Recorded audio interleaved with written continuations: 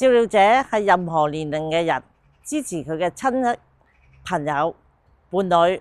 佢哋並唔係受僱於照料者身份嘅工作，但係佢哋可能獲得照料者嘅福利。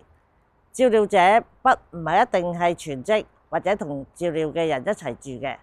佢哋照料嘅人呢，可能因為身體或者心理嘅疾病、殘疾、虛弱或者上癮而需要幫助嘅。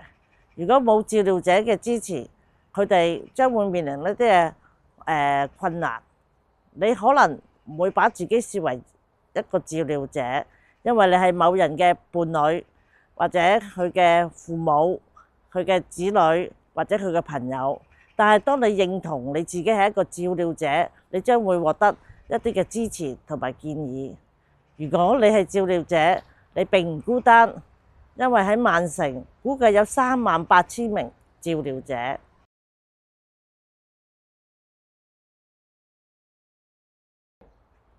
我哋有一個免費嘅服務叫做聯絡點，呢個咧係居住喺曼城或者照顧嘅人喺曼城裏面居住嘅照料者嘅第一個聯絡點。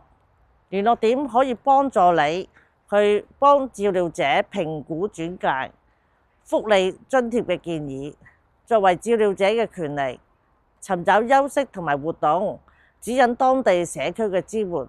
你可以透過電話、電子郵件或者線上表格去聯絡呢個聯絡點嘅。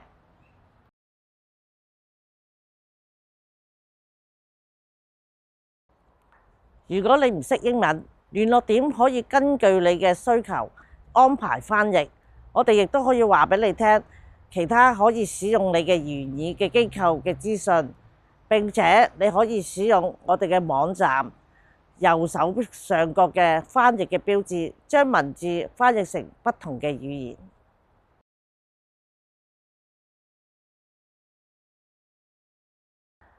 Care Manchester 係一個由多個組織組成嘅聯盟，致力去滿足曼城無償照料者嘅需求。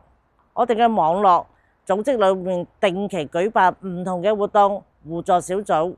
呢啲活動呢係幫你去結識其他嘅照料者，享受有獨處嘅時間，獲得支持嘅絕佳嘅途徑。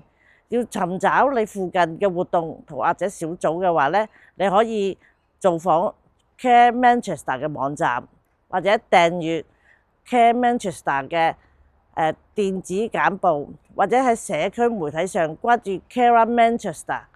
照顧親人可能係非常具有挑戰性，但係你記住一樣嘢，你並唔孤單，我哋可以為你提供支援。